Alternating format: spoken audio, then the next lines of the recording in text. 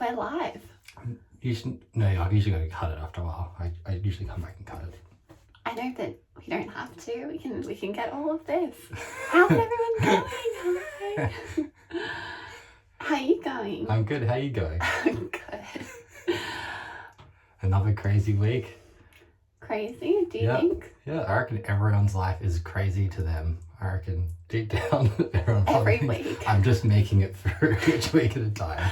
I don't think this has been a crazy week. No? Are you okay, Michael? When you in World War III, what are you talking about? World War III? Yeah. It's pretty crazy. Trump's tweet. No, we didn't address. You're getting tweet. caught because I showed you the tweet first, but that he didn't address. I don't think he just tweeted the first time he told everyone. All I know I made is it seem that way when I showed you, but I was like, check out what he just tweeted. I was standing in the kitchen and then Michael just says, look at this tweet that Trump's just made and there have been missiles sent. Yeah. That's scary stuff. Yeah. Yeah, it's definitely scary. It's, but it sounds friendly because, and it's not a tweet anymore, it's an is X. it? Yeah. Is it it's a post? Probably just a post. Who cares, right? Yeah, at this point. I think it's like the important part of the... No, it's not particularly important. Yeah. I don't know enough about any of it to really comment on any of it. All I know is that's what happened. So, I can comment as someone receiving that information like everyone is. And it's very complex to process, isn't it? Yeah, there's so much it's hard to understand. Yeah. Obviously, you just don't want anyone to be hurt. Any good people to be hurt. That's the main thing, So that's my, Yeah. That's my thing on it. Is that hopefully no civilians were injured in the process. But, I think in all these places that is what is happening all the time. I think there are civilians always being hurt. Should we use this time right now to provide a bit of light to everyone's lives so we can move away from the heavy... It's a very heavy subject, that isn't it? But, everyone, I suppose all we can do is send our love, and it's just bizarre. Someone like Trump, it feels like he's in charge. My friend, last night I was speaking to her, and she said it's a little bit like Trump is behaving in a way where he needs his mother to say, it's okay, darling, like, you've had enough. Just settle down. Well, you don't know. But it's a very complex You don't topic. understand. You have no... I have no understanding, and that probably makes no sense. They make strategic decisions for purposes that we don't understand. They understand how much whatever's going on in I'm not going to comment on this. It's way too complex. Yeah, it's best to just leave it and try and be... Well, this is a great way to start the episode. How do we do this? We don't usually talk about... Alright, we'll start again now. Alright, maybe we should cut out that bit. Well, usually I think at the start of every episode, it isn't the best part of the episode. We need like a 10-minute warm-up, so we were saying maybe we should just talk for 10 minutes. Yeah, this is probably us getting out the war, the Trump stuff. Get the missiles out of the way. Do people really want to talk about it? I don't think so. I think people do, but I think... I think it's happening, so we've got to be able to accept it and respond to it it's already happened. in the best way. But something could have happened since then. Like, the world moves so quickly. We have the news cycle. no control over it, though. I don't feel like I have any control. Well, from that perspective, let's just not talk about something else that's... Yeah. We don't want to be political ever. I don't want to get involved in anything to do with politics and... Well, I think we're more spiritual than political, would you say? Spiritual. Well, we are. Begin with an Om. You gotta drop Omms, not bombs. What is that? I just came up with that. That's pretty good. Okay, I like it. Drop Omms, not bombs. Yeah, just we'll get that on t-shirts. You can wear that. Do you even know what Omm is? Do you know what Omm is? I know what an Omm is. Omm is the vibration that is believed to have begun the universe, the vibration that started everything and connects everything, because beneath everything were merely vibrations. I can go kind of deep into this, so I can get to up. But on a basic level, that's what Omm is. It feels good when you do it. There's something it feels like in the chest area. Does everyone want to do it with us? Yeah. If they want. I don't want to. I know that if I I'm going to rewatch and re-listen to that and just go, oh no. I wonder if anyone's ever said that before. Drop arms and not bombs. You know, has anyone said that before? I'd much prefer to hear about a podcast talking about arming than bombs. Arming than bombing. You gotta rhyme. That's the whole point of it. I thought I would just take a bit of a different slant. At the end of every yoga class, everyone alms. And the beginning and the end. Yeah. It's a nice ritual. Feels good when a whole room does it. When you're part of that. It is. Yeah, it's like a sea of alms. You sort of droplet. You can do rolling alms where it never ends and it never begins because you keep just doing it randomly in your own time. It's been said that the whole universe is one giant om, starting and stopping again. Oh, I hadn't heard that. Oh, I haven't heard that before. You can't use om for everything. If you like eat food, om. Om. Sleep with oms. Maybe it is a rolling om. Yeah. Like in between, like in the middle of a sentence, people go om. Yeah. Not Yeah, little om. Yeah. Little Oh yeah, we could change to om. Then we wouldn't mind hearing if it We've was got to work on the ums. I have to anyway. I always say to everything or like. But now you're just drawing more attention to it. Oh yeah, I shouldn't have said it. Now everyone will be like, oh no. Michael. They'll forget. Yeah. So, how's your week been, Sophie? How's my week been? Yeah. I feel as though this week it seems to have had a lot more clarity associated with it compared to the whole rest of this year. I feel like it's been a bit of a whirlpool, a bit like I'm spinning around amidst events happening, and there's been a sense of lack of control more so than other times. It's quite a deep answer, isn't it? But I feel like the past week, I feel like there's been a sense of lightness to it. You have had a lot on. Understanding. I've had a lot on. Yeah. Yeah, I have had a lot on. I think sometimes in life as well, I don't know if I want to share but when there are ongoing issues sometimes that I've had something I'm dealing with that's been unresolved, and then once you gain a sense of deeper understanding, then there's a sense of lightness. Yeah, it's difficult with any type of complication if you want to resolve it quickly. Like it's hard because there's experts involved and professionals. I feel as though everyone's wondering that was a very vague answer. It's to do with my multiple sclerosis. Yeah, it's a medical problem and it's about the treatment Sophie takes. It's having a side effect. You don't want to get into what the side effect is, but it's just it means she has to come off her treatment, and she's already had to come off 4 or 5 of her treatments in the past. I think it's been 5. 5, that manage her. See, so I wonder if one day I don't have any friends who have multiple sclerosis. I'll just explain. It's tricky that to come, like you don't want to have to come off the treatment. You want to stay on the same treatment if it's effective. Because, absolutely. Because not every treatment is effective. So when you go to a new treatment, it might not be effective, and then you risk. And can you explain what effective means for everyone? It means halting the progression of multiple sclerosis. So Sophie has a certain amount of damage that multiple sclerosis has caused to her nervous system and her brain, and the problem is that left untreated, it will just keep damaging further and further. And it's catastrophic. Yeah. Potentially. Yeah.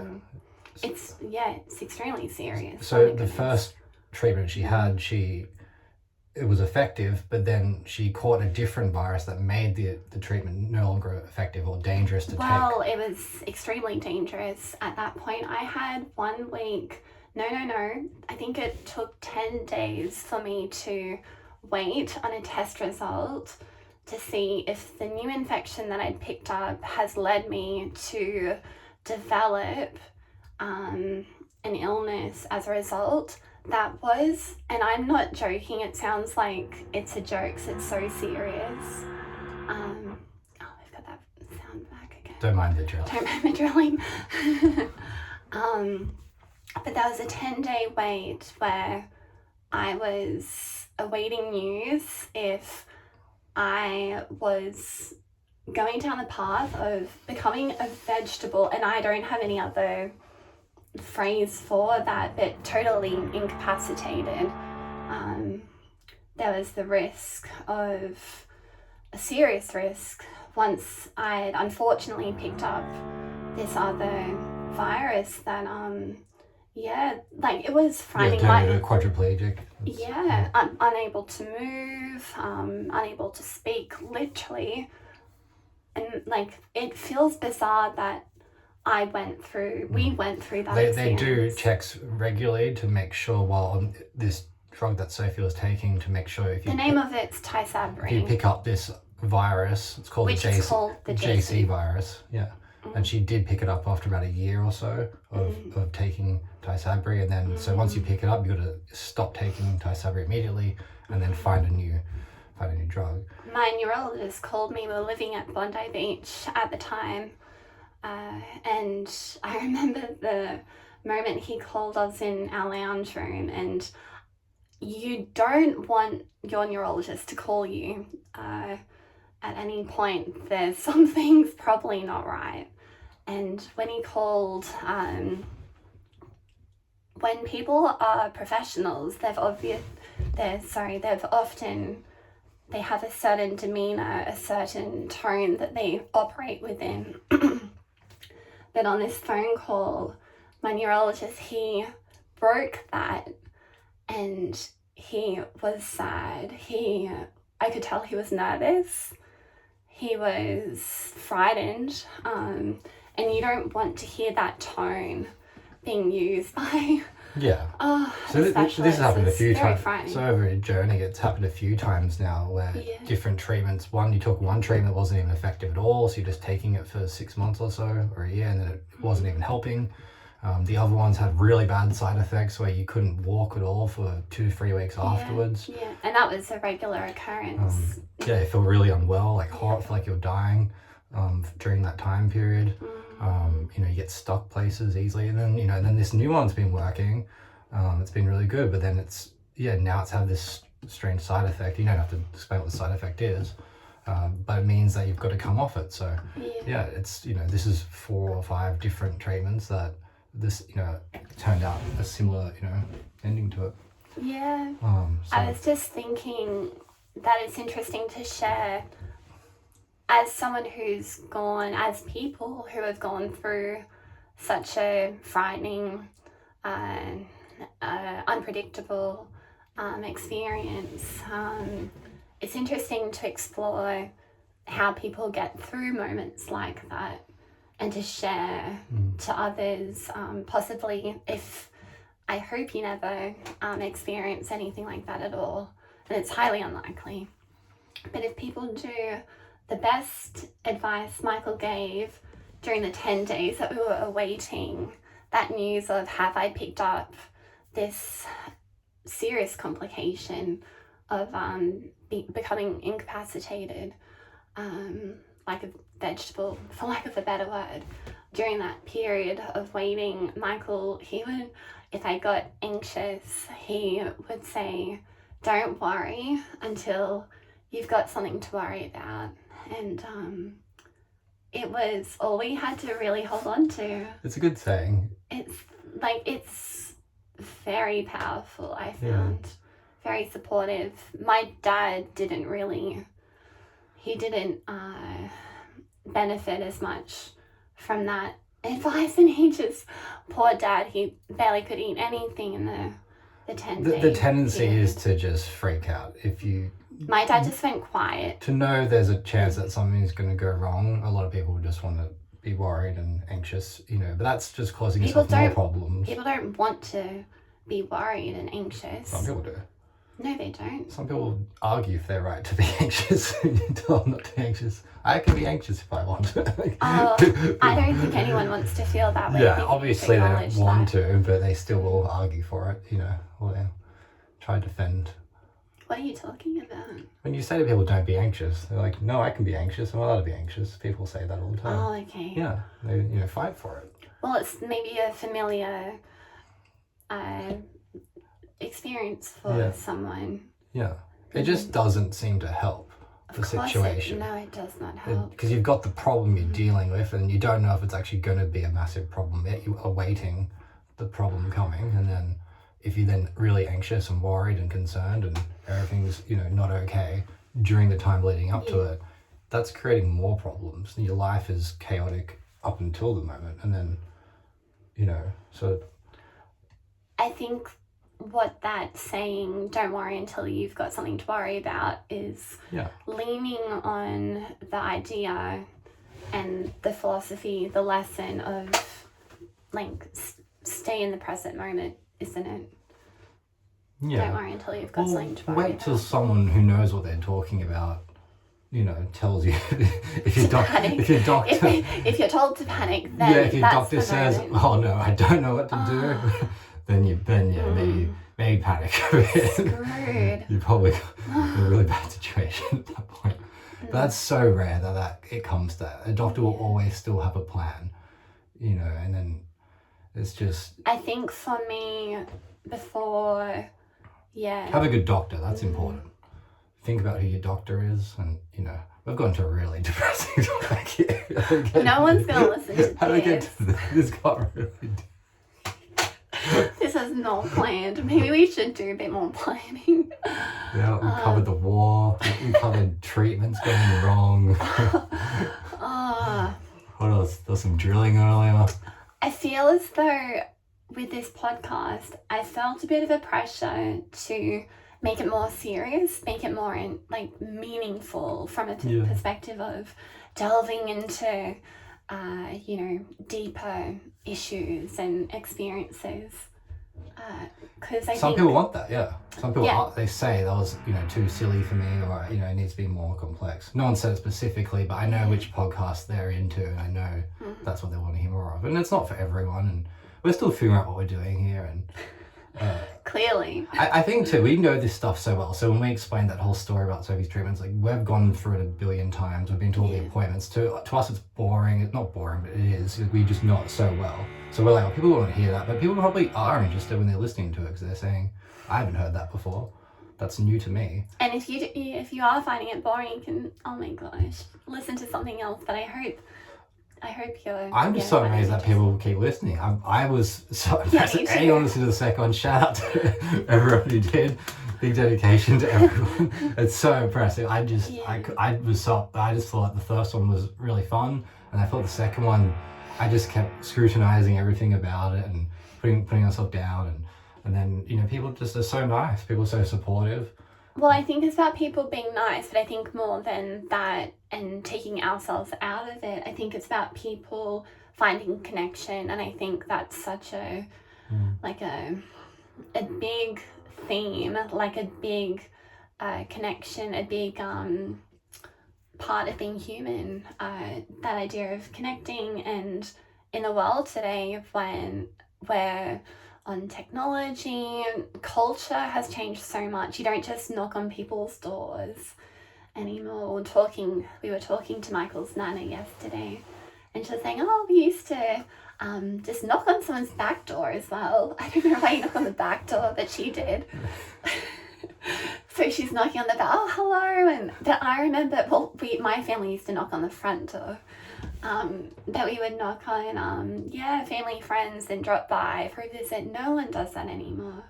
I used to used to go to my friend Rosie's place, and I'd always knock on the door, and they'll know it's me. So this is back in the 90s, is it? Oh, 90s, probably 2000. During school years and stuff, and Lando to upstairs. He knew I'd be coming. So over. Is the podcast what I'm trying to get to? The podcast is almost like knocking on someone's door and connecting. I do feel like that when I listen to podcasts, and I hope people listening feel like that too. You can just without permission, without any warning to us, you can always just tune in and listen to people's voices. It's so comforting. I I haven't had time with having little Teddy, he's 1.5, but I was always listening to podcasts, wasn't I? Yeah. I'd walk around Bondi Beach back in the day. Podcasts are great to listen to, but surprisingly, it's so much more interesting to do one as well. It's a fantastic introspective sort of, process, learning about yourself and what you would say and how you say it. And then even watching yourself back, oh my God, how did I say that? That way. And I think it's just best not to get in your head and be like, is everything I'm saying interesting or funny and all that? It's when I uploaded the podcast, it says which category is it in, and the only 2 categories that struck me was either comedy or society and culture. And I don't know, you can only pick one when I upload it through Spotify, but other people can pick both categories. And I think it is society and culture and comedy, but we always seem to laugh all the time, and we're not serious Did people. everyone just hear that sound? Building sound. It's like plumbing. It's a plumbing sound. Yeah. Oh, this building, 1970s. Yeah, seriously. There's a lot of works going on. Earlier today, Teddy was just hugging me tightly. There's little sounds. It was so cute. It was like a little scared koala. And Sophie was out, so I was the favourite. The only time if I'm away, Michael then is the favourite. There was a period where I was the favourite. I was trying to do my version of sleep training, and I was trying to teach him to self-soothe. I find that very difficult because you've got to put the baby down and leave them to cry. The longest that I could do it for 1 minute. And I think other ways of doing self-soothing, they can leave them up to 10 minutes. But I just, even leaving him for 1 minute, oh my gosh, he gets so upset, everyone. Yeah, Teddy's very emotional. As a result, I became the favourite. During that period the days of time. when we'd be anywhere, he'd always want to come to me, push Sophie away, just do the gentle pushes, and he'd hug me tightly. I also, during that period, I would, in the morning, go and pick him up when he woke up in the morning, and then we'd go lay on the couch, and he would have a little rest on me, and I think that was a bit of sort of bonding, yeah. And he definitely, I was the favourite for sure. It was so much fun. But then now, poor Teddy. Most of the time Sophie's usually always just the favourite, but he doesn't mind going to me. But it was clearly the winner, which is Sophie was during very this hard. brief it was about 2 moment weeks. time. It was very hard for Sophie. And then why did it finish after 2 weeks? Because I just bailed on trying. I do find it too upsetting. But anyway, leaving a little baby to self-soothe. It was fun being the favourite, but I don't want to always be the favourite. You don't always want to be the No, favourite? I'm the dad. You're the mum. That's a bit gender stereotypical. The dad and the mum. No, we are a bit like that, aren't we? It's definitely. What's wrong with that? They've got. Nothing wrong with that. I think it's interesting because you can see it as mum roles and dad roles, but I think we're just fitting into the roles that feel comfortable for us.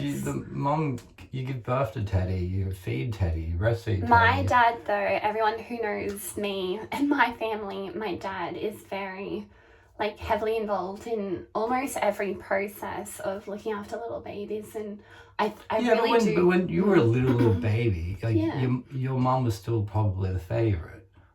You've said that your dad would come in to nurse you in the middle of the night, and then you'd feel his beard.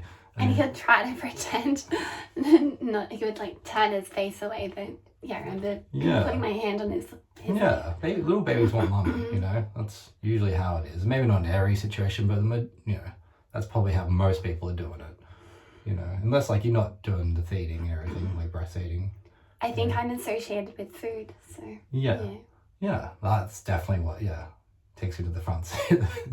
And I'm very nice to him. Anyway, while the drilling was happening, I was wanted. You were the favourite for that brief moment. Yeah, and I was feeding him a lot as well. Eating lots of food. Yeah. And so, 25 minutes. We got here again. 25. That's quite good.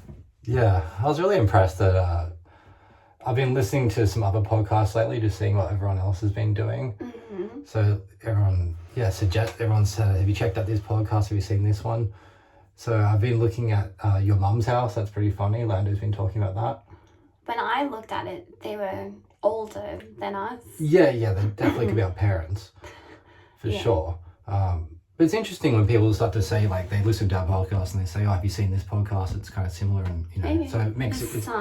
Yeah, and even on the app and Spotify, it says, like, what podcast do you recommend? And then so it says that what are similar, but I just recommended 2 podcasts that I really like, which is the Michael Singer podcast, who's a spiritual person, and then also the Theo Von podcast, who's a comedian. And they're probably my 2 favorite podcasts that are out there. We still haven't talked about Michael Singer in depth. I'm very much looking forward to doing that at some point. Yeah, I feel like we could spend a whole episode probably doing that or something to do it justice. You should probably want to have notes for that or something. Yeah. But what I like about what we've been doing is just there is no planning at all. There's no script. There's nothing. There's no dot points or anything anywhere. I was thinking about it, like, in the days leading up to recording this. Yeah. And that's how we ended up talking about more serious stuff at the beginning, because I really did feel that pressure to reflect. I think that's quite a common, like, tone that's on podcasts. I think if you have something serious to talk about, you may as well talk about it. But if you just feel like being funny or whatever. I think it's, for us, it definitely works. Just I don't know, keeping it organic, unplanned, and I think there's excitement in that. Like, what are they gonna say now? Yeah. We were talking about bombs at the start and missiles. Bombs and I arms. didn't expect bombs and arms. Drop bombs. Yeah, so drop bombs, not arms. I think that's quite a profound thing to come out of today's podcast. I would not wear that on a t-shirt, would you? Could you imagine? We could trademark this slogan. Trademark it. Yeah, put on t-shirts, bumper stickers. It's probably out there. Drop Omms, not bombs. Yeah. That's clever. So I started looking at different podcasts, and it's interesting what everyone's doing out there. Everyone's got different formats. Some people do have it scripted. We were watching Brad Pitt. Oh, that was on the Dak Shepard podcast. And we were just talking about how cool he is. Yeah. Well, his podcast is called The Armchair Expert, Dak Shepard. Yeah. Okay. Yeah, he's an actor, so that's why I say his name. But yeah, Brad Pitt was on there. That was a very interesting episode, because he's talking about something. He was talking about his Alcoholics Anonymous experience, and that was a very serious topic, but they were very humorous in the way that they were exploring it. Yeah, they're sharing something that's pretty personal. Very, very personal. Being an alcoholic and being treated for it. How's your are you okay? Sophie's had coughing problems lately, and you had to get the puffer ready. Remember, I'm in denial about my asthma. Asthma denial. I think she's accepting. She's in the accepting phase at the moment. She carries that puffer around with her forever. I don't. Yeah, it's always in a little bag. You're lying. I don't do she that. does. I feel as though it's the humidity in the cupboard. I'm feeling quite hot. Don't blame the professional podcast. My friend, she recommended that we get air conditioning in here, but you know what's really unfortunate? There is no way to have air conditioning in here. Yeah, it's impossible. We'll die in this podcast studio. A good piece of advice. But... Yeah, I think another question everyone has too is like, is Sophie always going to be the only guest on the podcast?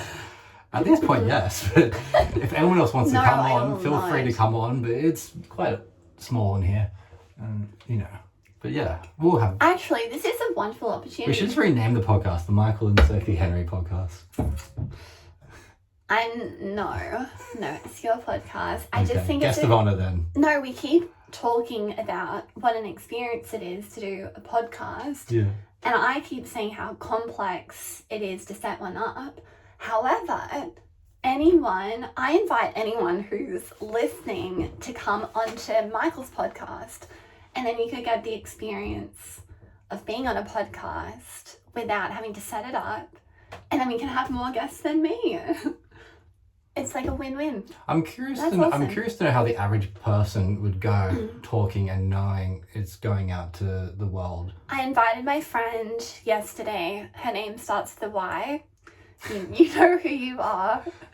She listens to this podcast amazingly. I invited her yesterday to come onto the podcast, and her face dropped. There's there was tension present in the whole interaction. I'd feel the same way if someone asked me to. Yeah. Yeah, I'd go, oh no. Yeah. And this friend of mine is very confident. She's very beautiful. She was not at all comfortable with the idea. Yeah. However, I still invite you. Yeah. My friend starting with a Y. No pressure. But there's no pressure. I think you've got to have stuff you want to be talking about too. Sophie talks all the time, so for her, this is no problem. I just said to Yolanda, oh my God. Can I say? I always do that to remind Yolanda. She'll be okay. Yeah, it's got a beautiful name. I said, you can always delete the episode. Like if you don't like what you've recorded. Sure. Yeah. If she says I don't want my name set out there, then you can. Like the perfect example is when I had the coughing fit. We just deleted that episode. Yeah. I did not want to. I feel upset that people don't get to listen to the 10-minute horoscopes. Sorry, I just love horoscopes. Yeah. If someone said to me on a podcast they deleted an episode purely about horoscopes, I would be very upset. Well, it was only 10 minutes, If it was longer, then but I just think it was the coughing was so horrendous that I get it. People would just been cut off and strange. Yeah. Very unprofessional. I've never listened to a podcast where they've cut it after 10 minutes because of severe coughing, and that was the end of the episode. So I wasn't going to have that as our second episode. Maybe we've done like 100, sure. But at this point, we're going to set some kind of standard. My point is, we can always just not upload something. I think it is a wonderful experience. And I'm inviting everyone who's listening, message us. You can message even on the podcast. Yeah, if anyone wants to come on, if anyone wants help setting up their own podcast, it's pretty straightforward, but it takes a little bit of effort and tinkering on the different platforms. Come on to ours because we need to have guests. Sure. Yeah. And if you do a podcast, we're going to your podcast. Podcasts everywhere. I might appear multiple times. Might become very confusing for everyone. So he has lots of podcast it is. But we were looking at the Dak Shepard podcast, Your Mum's House with Tom Segura and Christine Pazinski. I listened to Khloe Kardashian for a very brief amount of time. What's that podcast called? I don't even know. Oh, okay. I don't know. But she had someone talking about mental health. That was the very serious. It had such a serious tone to it, that podcast. Yeah, we're definitely not serious. So, we're definitely not comedians either. So, the genre selection is kind of difficult. I will butt in. Yeah. I'll cut you off. I think we can be serious. Some topics are serious. Yeah, we could be serious, but in real life, we're not serious for that long. It always leads to us laughing and joking and doing puns about things. And I think when something is serious, it's nice to balance it. Yeah. So I end up putting it as comedy because I know if it was society and culture only, we end up just laughing too much for it to just be society and culture, I think. It sounds like a university degree. Yeah. The subject. Yeah. And then I know we're not as funny as what, professional, comedians are or anything like I was thinking that I saw Michael's podcast and I saw the genre comedy and I was thinking, okay, I'm not a comedian. But when I go through all the other genres, it doesn't fit in anywhere else. So this is where everyone, it's not funny. We apologize deeply. Yeah, sorry. Yeah. Sorry. Sorry, not sorry. I think we're funny sometimes. Sometimes. Sophie's definitely funny. Unintentionally. I listen back to the podcast and it's a very, it's a strange experience when you begin laughing at yourself. Yeah. Yeah, anyway. Yeah, it is fun to listen back to a little bit. Yeah. And we're only going to get better too. This is only the third episode. You go back to the beginning of anyone's podcast and you're like, oh yeah, this is so different to the current thing. Yeah. Yeah, no, it's very different. But yeah, I think it's important to, try it out, and if it works, that's, you know, it was a good idea to do it. Just because I published the book recently and I really wanted to get some more content, and this is a great platform to get short, you know, you do a half an hour podcast, you can cut short videos from it, and then you can use those. Do you mind if I ask how your book's going, Michael? Yeah. Yeah. You have to ask me. Sorry, I find it so exciting. I'm going to be upfront with everyone. I got told after last week's episode, I cried. I'm not lying, because Michael said not to ask questions too much. I think I was going like beyond what was. I'd already been told before last week's episode. Well, the first episode, she had about 40 questions in a row. Yeah. It's too much. Then the next one, you dialed it back a bit. Yeah. But then I still got told, and I was upset. I felt like I disappointed Michael. But... No, I just meant don't ask questions out of nervousness. I meant like ask questions that are specific to what we're talking about. Like, so if we're just talking about something and then like we have a pause for a second. Just leave Not to be like, so what did you do for this morning? Like, what did you get up to this morning? Fair. It's fair. That means like you can't think deeply about what you're talking about and then maybe say something more important. But you know, say what if you want to ask questions. So is it okay if I ask about? I was a bit nervous. I'm curious. How is it going? The book's going well. It's been really every fun. now and then I just hear, someone else has bought it. There's been someone bought 3 copies. Every week. It seems to be a few copies get sold, and it's amazing. People you know buy them, and people you don't know buy them, and so exciting. Yeah, it's really fun. Like knowing who I thought would buy them before and who has, and so it'd be interesting to start getting a few people have finished it, but people that I gave it to before I published it, and they really enjoyed it, but no one so far has, I think, read it and then said that they really loved it. I think the people so far that bought it first were giving it to grandchildren. So that's a whole process. You know, it's probably going to take ages to hear back. If I hear back anyway, if anyone enjoyed it or not, you know. No, I'm sure people are going to share that. So. Yeah, but I just mean like, you know, a grandparent might buy it for their grandchildren, then the grandchildren take it home, and then, you know, they might read, they might not. If they do they even, you know what I mean, tell, like, is that person going to then ask them and then get back to me about it? Like, we might not have. Well, I hope so. Yeah, hopefully they do. But like, and just not. I'm not expecting that to happen, because that's just a lot of, you know, variables or something. Yeah. You know, but I imagine some people will have read a few pages and go, oh yeah, you know, they'll tell me what they think. And what ages is it targeted at? It's for 9 to 12, but you know, adults could read it too and still enjoy it. You know, I had a few friends read it and they said it was fun. Do you think our listeners would enjoy? Our listeners seem to be similar age to us at the moment. The majority of listeners. However, there are some that are some decades older. Do you think our listeners and our viewers would enjoy reading the book as well? Yeah, I think they would. Yeah. Okay. Yeah. It's I try to write it just for, you know, it's obviously middle grade fiction, which is ages, you know, 8, 9 to 12. Yeah. But I write it, you know, with satirical sort of humor that adults enjoy too.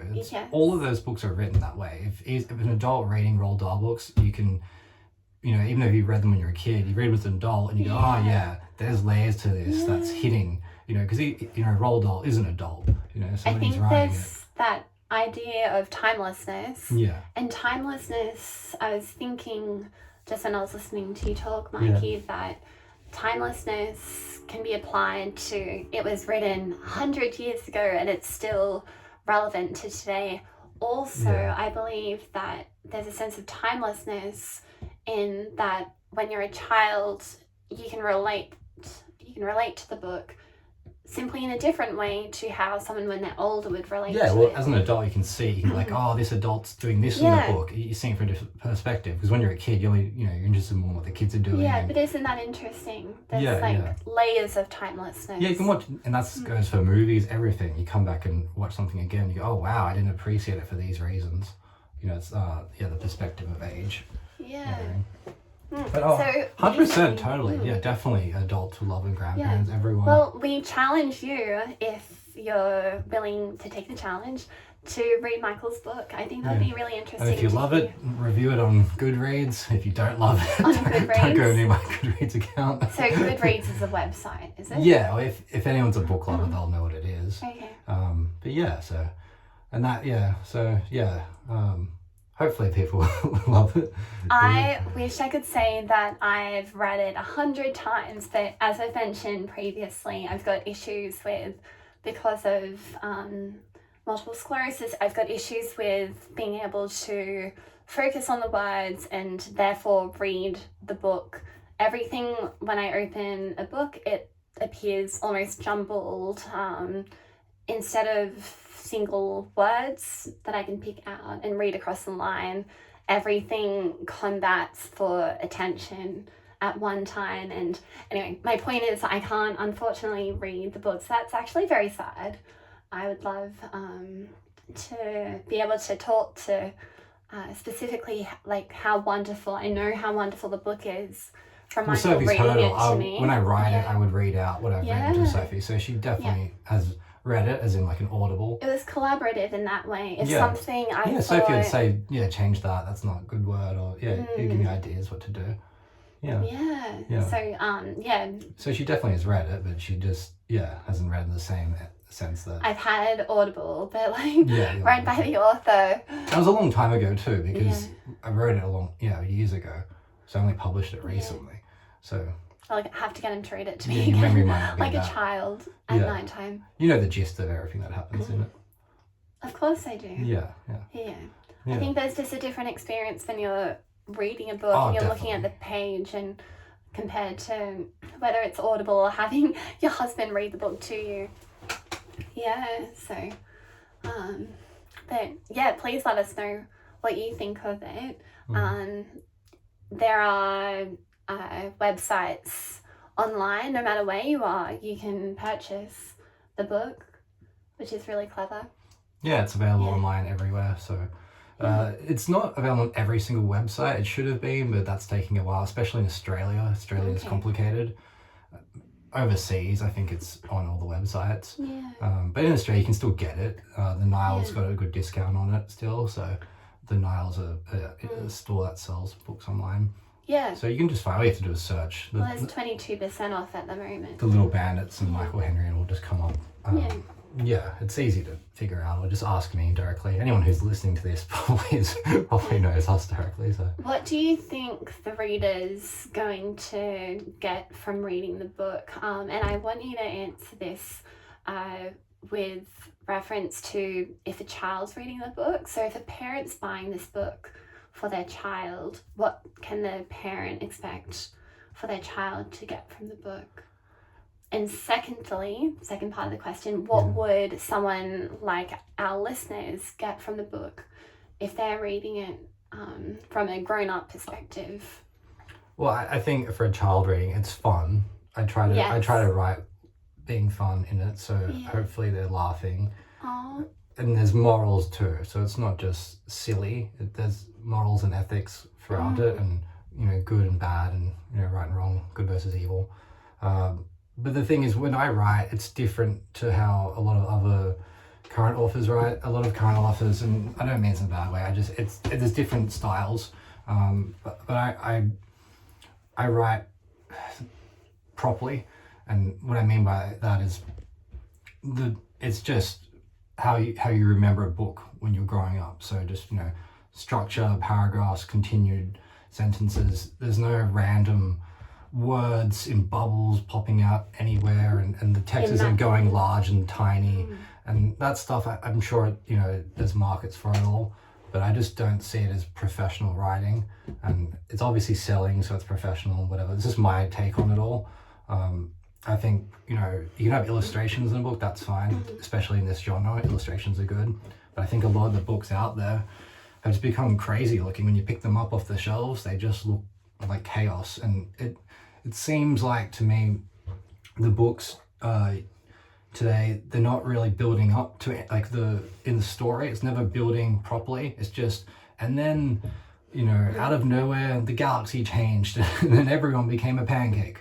I feel as though that's how I used to write little stories when I was in year 5 or something.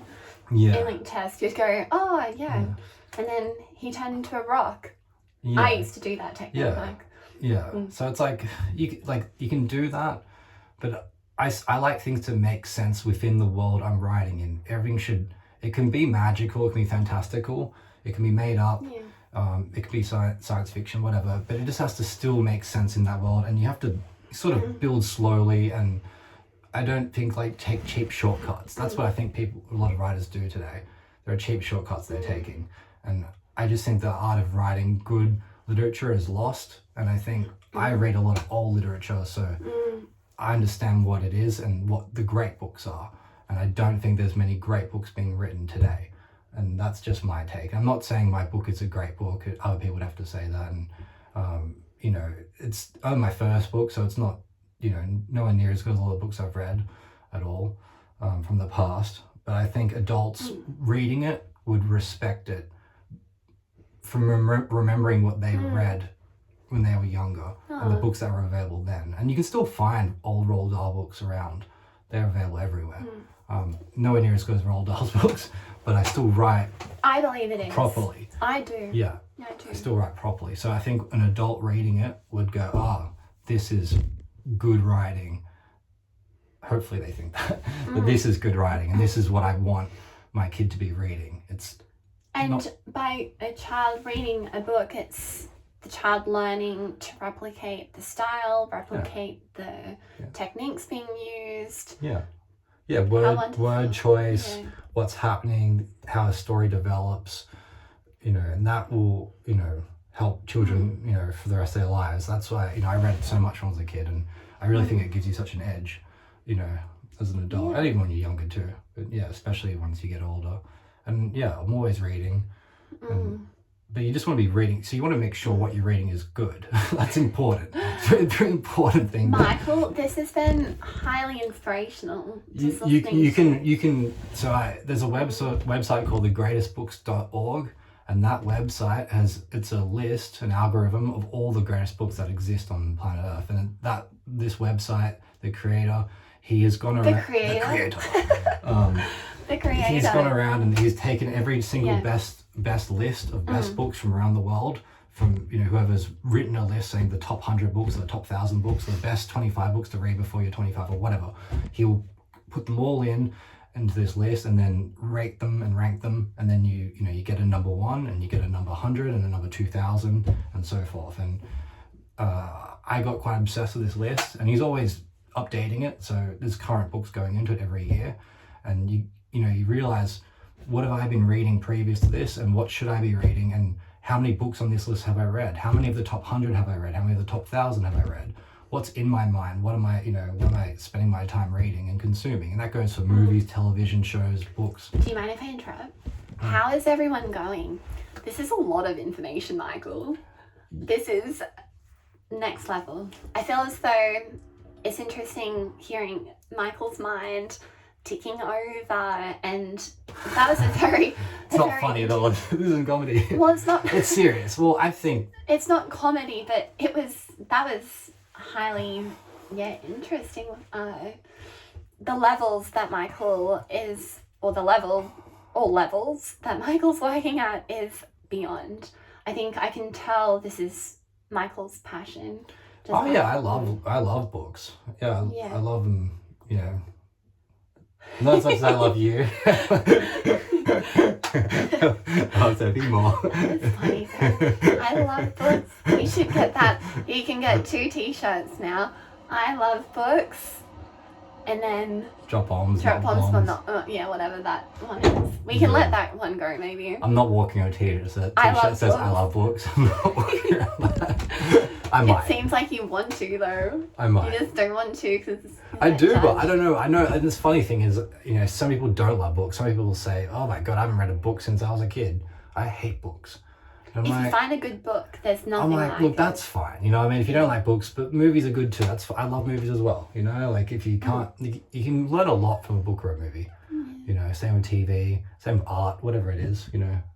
I just think it's important to think about what you're consuming. I feel like even... Are you just consuming TikTok reels? Are you consuming the greatest books ever written or the greatest movies ever rated on IMDb? the International Movie Database. I invite everyone, if you're reading a book at the moment, or if you've got a book that you think is just wonderful, what about write it underneath the podcast? I find that very interesting if we shared. Like a book club. Like a book club. Share why not? What movie? Look, I'm happy. I love when people share movies too. Most people share movies with me. No one ever really shares books with me. People share movies or TV shows. Yeah. And that's great. That's so funny. Yeah.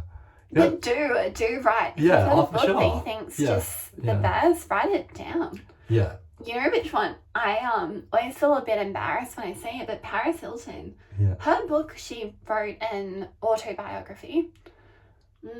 And it was very interesting. But there's still something silly that sounds about that. No, she's very impressive, Paris Hilton. Yeah. Yeah. I think it's interesting the transformation of Paris Hilton. She was always so ditzy and there's just one layer to her, but now she's a boss. It's all happening for Paris Hilton. Oh my gosh. People love to just be like, oh, Paris Hilton, and just like, laugh it off. But no, she's very successful and very serious. And I know she got a leg up for, family, everything, but still, she still has done a lot. I can tell she's got a big heart. Yeah. And I think that more than anything is important. Yeah, I watched her fly to somewhere to give a fan a brand new car in the middle of nowhere. But like, what brand was it? It wasn't the greatest brand, but still. Tell us what it was. I don't know. I can't remember. It's a Hyundai. That's the right brand. Is it? Yeah. It just wasn't, like... We want like a Lamborghini. Yeah, well, she's not going to give her Lamborghinis, but like... She could afford it. Yeah. I thought when they were like, we're going to give a fan a new car, I'm like, oh, it's going to be some mad car. They're going to just be like, maybe not a Lamborghini, I don't know, just something just like, what I mean? But it ended up being a Hyundai. It might have been a Hyundai, I don't know, I just said that to you. I just thought it was funny. Yeah, but you can get really expensive Hyundai, it's nothing wrong with Hyundai. There is nothing. We were looking at a Hyundai. Yeah, Hyundai's a good car. I just thought it was going to be like a Mercedes or something, or like something just, maybe not a sports car, not Ferrari or anything like that, but just something, like something that just had that second tier, like respectability or whatever. Yeah. But the fan was so rapt, they were so happy. Yeah, I would be very appreciative. And what's Paris Hilton meant to do? Go around and give everyone, really expensive cars. Lamborghinis. Yeah, she's not going to do that, She can't just give every fan that. A Lamborghini. But the thing is, she did it in person, and that's the really important part that I took away from it. She didn't just send some PR person to deliver the car. She went there with her family in a private jet, probably, and I think that's what they did. And then they turned up and they rocked in and gave the car, and this person was so happy, Yeah. It'd be fun to be able to do that, just like help people. I think this person's car was so bad before, the car they had a video of. Yeah. It was just, just stuff everywhere. I think the car was probably fine. It's just they weren't taking care of the car. Okay. Yeah. Anyway, I feel like we've probably done a lot here. Are you feeling tired? I'm chilling. I'm good. We could maybe break the hour mark. Chatting away like a storm. Everyone's definitely not going to listen to the end. I feel like I got way too serious before about the book stuff. I'm sorry. No, you didn't. I apologize. No, I really enjoyed it. I think what we wanted to focus on with this podcast was allowing time for each other to speak and not interrupting each other. If you listen back to episode 1 and 2, you'll observe and listen to how we just are constantly, it's almost like we've become one. It's like the Om, and like we're Omming in the way we're talking. It's like intermingled. It's quite clever in its own way, but we weren't giving each other space to go deep into anything too much. Even now, I feel the temptation to like finish off your sentences. I've been feeling it the whole time. But I haven't, and that's important. I'm proud of you. I'm very proud. And you asked like 2 questions too, which is amazing. Yeah. It's really good. Thanks. I hope they were meaningful and interesting. One of them was quite specific. Yeah. I like specific. That's good. Yeah. I think there's something about when people say, "How was your weekend?" Mm-hmm. I think I did ask you how was your week, but when someone, you see on the street or when you at the gym or cafe, wherever you run into people, like, how's your weekend? You always feel so I always feel so frozen. Like, what did I do last weekend? I'm like, it was good. It was good. I don't know what to say. Because I can't remember it, but I'm alive. There's something about those open-ended questions that just throw me off anyway. I do too. Yeah, so I think the first two podcasts when you go, so what did you do this morning? I'm like, holy shit. I'm like, what did I do this morning? Yeah. Oh, Sophie, what did you do and stuff like this? I'm sure I'd answer that. Yeah. I feel like I can answer more specific questions much better or something. I wonder if other people relate to that. I think everyone can. I think there's a collective, what did I do on the weekend? I can't remember, or... Yeah, literally. But some people are very good at answering it. Oh, yeah, some people are great at answering questions. They've practiced, the answer for what they did on the weekend. Do you reckon they've practiced it? Some people are very detailed in their response. I'm like, you had an amazing weekend. I think, honestly, they're just having really fun weekends. We're not. That's probably what's happening. No, I just can't remember. I'm having fun. Yeah, no, we do have fun weekends. But I know what you mean. Yeah, I seem to just gap sometimes. Oh, we went to SeaWorld. Like, that'll just not be there in my head. Because we go kind of often to SeaWorld. To SeaWorld, to the theme parks. Yeah, we go often. It's close by, so we've got a yearly pass. We have not been that often recently. Oh, there's a lot on recently. I think there's been a lot on. Yeah. Yeah. And I'm like, do people want to hear that? You know? I'm like, sure. I'm like, yeah, I'm into SeaWorld again. We saw the penguin exhibit again. Teddy likes the penguins though. Yeah. Yeah, so... He's a little penguin himself. Yeah, he's a little penguin. He is, isn't he? Yeah. Waddles around. Yeah. Just waddles. One day, we're going to have Teddy on the podcast. Oh yeah, I'm bringing him, sure. He's Get him stand in the middle. Might be that long. We could probably do like 5 minutes or something and have him, I don't know. I feel like he should want to be on it, He's going to steal the show. Are you okay with that? He's so cute. Are you okay with him stealing the show? Be his podcast. Oh, he's so cute. He can inherit the podcast. Yeah, if anyone wants to take over the podcast. It's like a legacy. Just have it. We've done our 3 episodes. Does he have to leave it? The Michael, maybe if we retire now, the Michael Henry podcast. Do we retire on top if we retire now? Because we have fans and people like it. If we just retire now, was it a success? Because people enjoyed it. I'm planning. At some point, I will straighten my hair. Every week, I'm like, I really need to straighten my hair. And every week I don't. Until I straighten my hair, I would prefer that we keep. But I can always be so you want to go out with the straightened hair on top? That's the plan. Yeah. I need to, I can always be Teddy's guest. So, that'd be just so sweet. You and him, just, you go. I wonder what we'd talk about. He doesn't really talk at the moment, everyone. No, he says Manda, the Mandarin. Oh, he says mama, dada. He says many words, but he more repeats words. He said mascara once. That was very clever. Yeah, hello birdie, hello doggy. I want more. You want more? Speaking in sentences. He said once to me, the clearest I've ever heard anybody on planet Earth say, no. No. I'm like, excuse me, baby. Yeah, he just... No. Yeah, it wasn't even anything that serious. I think I offered him more apple or something.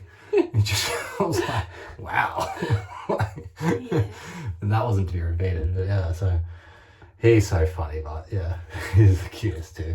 Yeah, anyway, we'll have Teddy on the podcast at some point. Alright, we've got 2 more minutes. It's just I don't know, do some Omms and we'll drag it out. I'm not humming. Alright, that was like 5 seconds. Alright, come up with something else. Dropping bombs. No more bombs. Enough bombs have been dropped this week. It's not funny. Can't joke about it. I'm not going to end the podcast talking about it. Okay, how's the room going? It's definitely heating up. We should have a thermometer. I'm used to it here because I write and I do, I work on stuff in here, so I'm used to it. But it's like a sauna. Yeah, not to go back to it. Part of Sophie's condition is that she is affected by heat differently than everyone else. She can't regulate her temperature in her body, so she gets really hot. So I just feel her. I'm like, oh yeah, we'll put an ice pack on her immediately.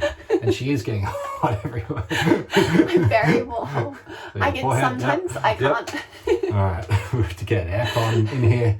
We're gonna have to just like smash out the building. Sometimes I can't feel that I'm getting hot, and I start getting very agitated, and but now I can feel I'm definitely getting warmer. No, you weren't too hot. I was just but you are a bit warm. Yeah. But I'm really impressed that Sophie has been able to talk for the podcast. I'm so impressed. Yeah, an hour.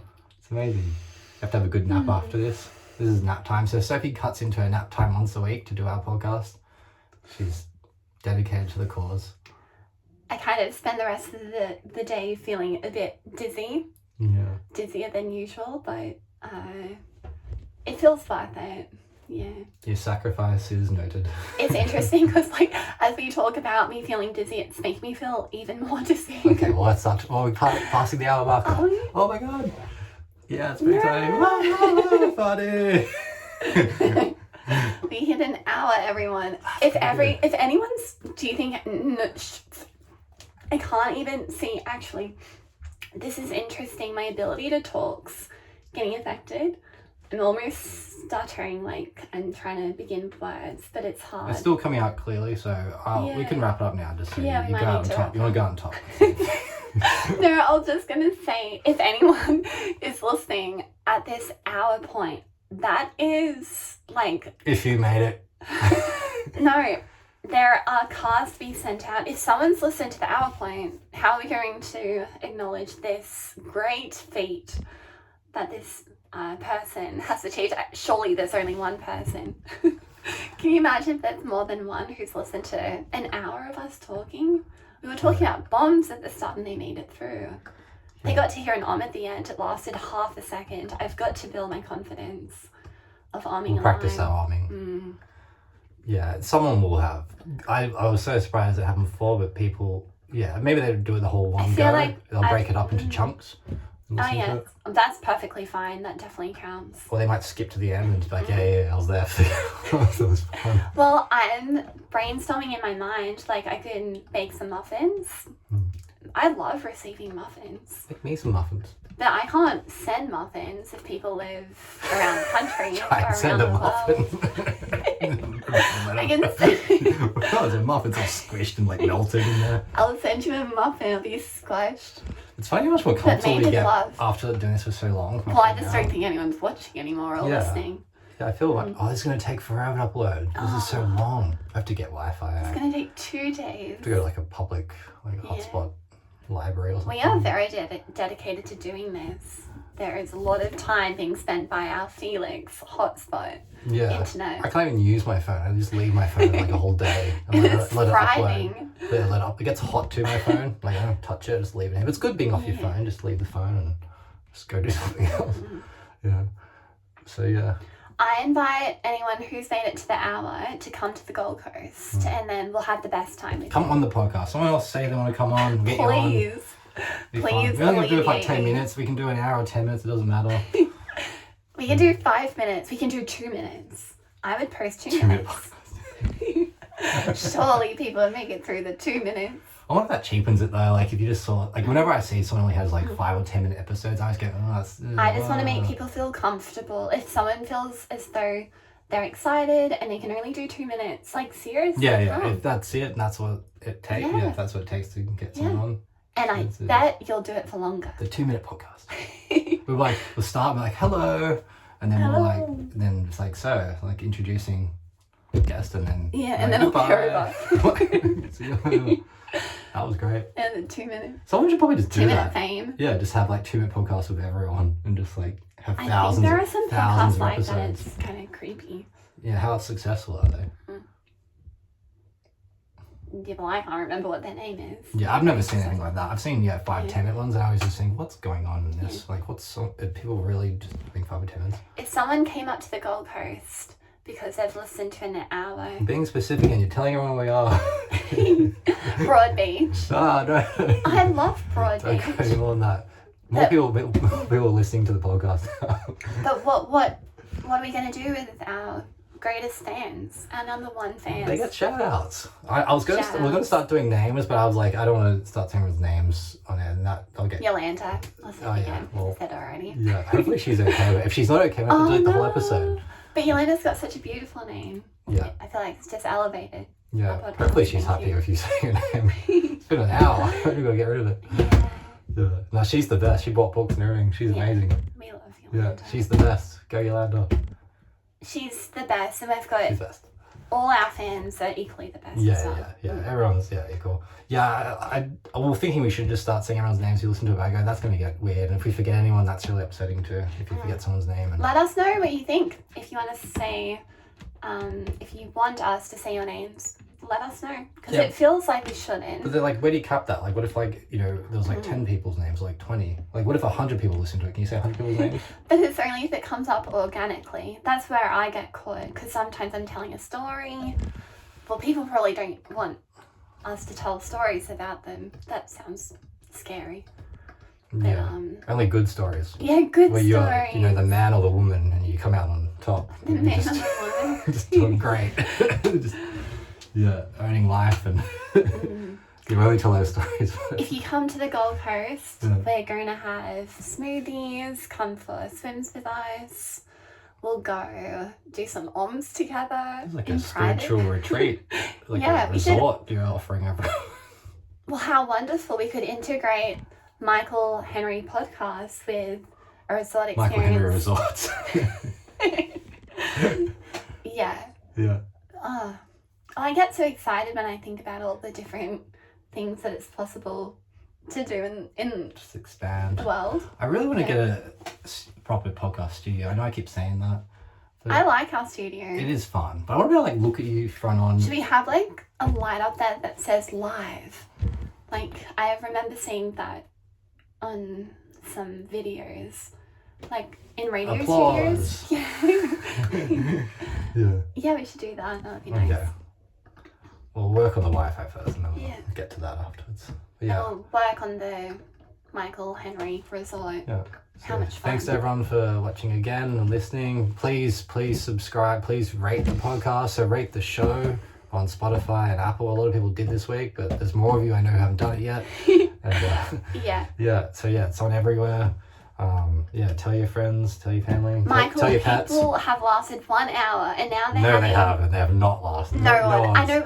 I think we went too far. They've gone too long. But if they have, I just don't think we should be telling people what to do. Massive thanks to our only favourite and only guest, Sophie Henry. Thank you for coming on. Thank you for doing this every week. Thank you to the host. Yeah. Thank you as well. Lots of thank yous, everyone. Alright, we'll see everyone next week. Lots of love. I'll probably be here. Unless you guys come up and pop on the show. So this is up to you. Really. Or anyone on the Gold Coast wants to do it. More than welcome. Jump in. Please. Come into the cupboard. Come into the study. Alright. Alright. Lots of love, everyone. Bye-bye. Kisses. Alright. Bye. We love you. Bye. See you later.